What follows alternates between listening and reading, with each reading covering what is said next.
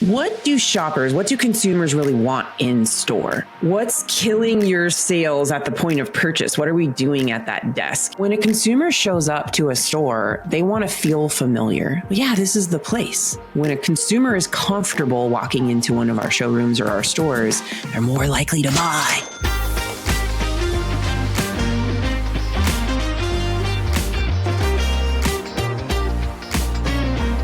There's a trend that we're seeing in consumers, particularly with people under the age of 55, where let's call it a transparent, self-guided sales process. What the heck does that mean? I want to be able to walk into a store and navigate the sales process without the help of a salesperson. What? Like, I get it. You're freaking out. You're sweating. You're like, that's why I hire salespeople. I get it. You definitely need to have those experts in your store guiding the process for people that want that. But there's a growing group of consumers that, the Amazon Prime kids of the world that want to just go online, buy it, get it to their house because they don't want to deal with a salesperson. I mean, Tesla. Let's look at Tesla. I had a Tesla delivered to my driveway during COVID. And I never spoke to a salesperson. It blew my mind. I just spent $50,000 on a car and I never even negotiated or talked to a person. It was like, order it. And then it was literally showed up in my driveway. For all my Tesla owners that are watching, you know what I'm talking about. And you get a text, your car's in your driveway. And that's that, right? It changed the way consumers buy things, I think, during the pandemic. And so there are a lot of people that we see in our research that just want to self-guide the store process, and you need to make it easy to do so. So when you think about signage, what consumers really want, they want to come in and they need to understand where they're supposed to go. So if you're a furniture store and I'm looking for a coffee table, is there signage in the store that makes it clear where that is? Where will I find the coffee tables, right? Now, the IKEA, the whole IKEA model where you just get lost in a maze, they have huge showrooms, and that's obviously by design to have you go through the store like that. You have to go through all the rooms to make it to the end to get your meatballs. Woo-hoo! God, those meatballs are so good. Can you tell I'm hungry? Anyhow, back to signage. You want to make it obvious, here, come with me this way, right? Or this is what you need to do when you arrive, and you don't want to confuse them. So a good example of this, I thought I would show some signs that I've seen. I think this one is really, really cool because it tells you where to start. Start right here. You're going to pick a mattress. Is it going to be firm, medium, or plush? Which kind do you want? Step number 1. Step number 2, now you're going to pick which way you sleep. And step number 3, what kind of foundation do you want? This is great signage. You come right in, you know exactly what you need to do if you don't want to use a salesperson, right? Let's take a look at another example. I loved this sign while I was traveling. I thought it was so cool. It's a bagel shop. How cute is this? There are no good bagels in California. True or false? For my New Yorkers, you know what I'm talking about. And look at that little W. There are now good bagels in California. That's a great sign inviting people in. I thought that one was really cool. On the flip side, let's take a look at this example. Actually, yeah. Let's look at this one. Seriously, what's going on here? I saw this sign in a store. It's taped somebody drew it with pencil. Come on, guys. No, right? We can't be allowing that. What kind of vibe does that give to a consumer? Not good. Here's another one to be careful about when you're doing signs. You got to be careful about the sun damage. This Rhino ad here was totally washed out blue because of the sun in the window. And I'm thinking, it's not a great first impression. As my grandpa always said, first impressions matter. They do. And the signage that you see right when you walk in or what's on the door, it needs to be clean. It needs to be not sun damaged. It needs to be clear and visible. And it needs to have a consumer benefit, right? This one, not so much. Here's one of my favorite ones I saw in a store I thought was, whoa. 1980s calls and they want their design center sign back. We got to be careful about fonts and colors. What are we doing here? So when you're thinking about signage in your store, you definitely want to think about, does it match your marketing overall, right? Does it feel familiar. And you can't just like leave it and set it and walk away for 20 years. Like this sign needs to come down and be replaced with something that's more on brand with this company's advertising messaging. So what do shoppers actually want to see in the store?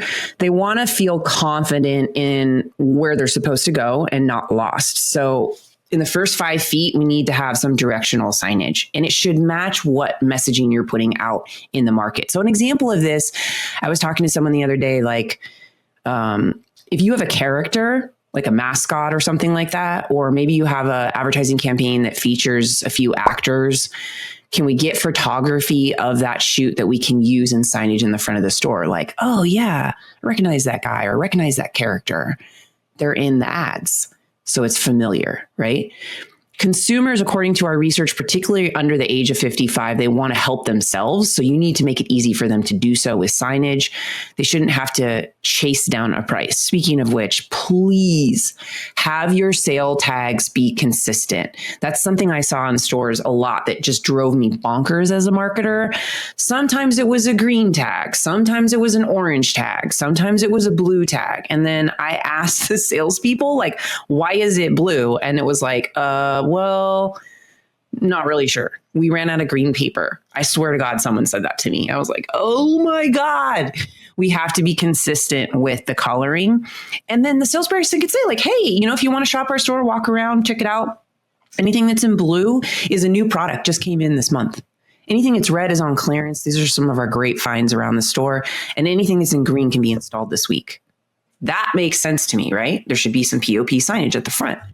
So some things to think about to help shoppers enjoy the experience, especially if they want to be led on their own. The best in-store experience feels like the store is talking with you, not yelling at you. So kind of use that as your barometer of like, do I have the right signage? At the checkout, let's talk about the point of purchase, right? What's going to make or break the sale when it comes to marketing and signage? Tags with tiny typeface are really hard to read, even for people like me. I am not super old yet, but I still have a hard time seeing without my glasses. And even with my glasses, sometimes you got to make it easy for me. So be careful about the tiny type. And I know in the past we've been big on things like special and, limited time. That vague language is actually turning off a lot of consumers. So be really careful about signage that has that kind of language, but not clarity on what that means. Inconsistent formats, that's another one. You're using different typefaces, different, I talked about the tags earlier, but even at the desk at the point of sale, if things aren't consistent, it brings anxiety to the consumer, as does signage overload, right? If we've got, there's this warranty information over here, and here's a QR code to leave us a review. And then also here's our financing options. And it's like all this stuff like at the checkout, you got to bring that in. You got to reel that in, present it to the consumer one thing at a time. Some things that work really well at point of purchase are, things at the eye level are the most important. Right? Things that I look at you kind of at eye level are the things I really want you to focus on. And, making it really simple, like step 1, 2, 3, right? Here's what's going to happen. Step 1, we're going to place order. Step 2, we're going to set a delivery date. Step 3, whatever that might be. So those are ways that you can sort of fix the point of purchase process, right? So what do I tell my clients? What's on my fix list? My number one is font. Please be consistent. Have a style guide for signage across departments. What happens, particularly when you have more than, let's say, 10 stores or more, is, people at the location that aren't in the marketing team, aren't brand police, right? And they'll go rogue and start printing on the blue paper because they ran out of green. Or they're just like using Arial Narrow font because that's the first one on their computer and it's not the company font, which is actually Railway, right? Or Gilroy is one of our fonts.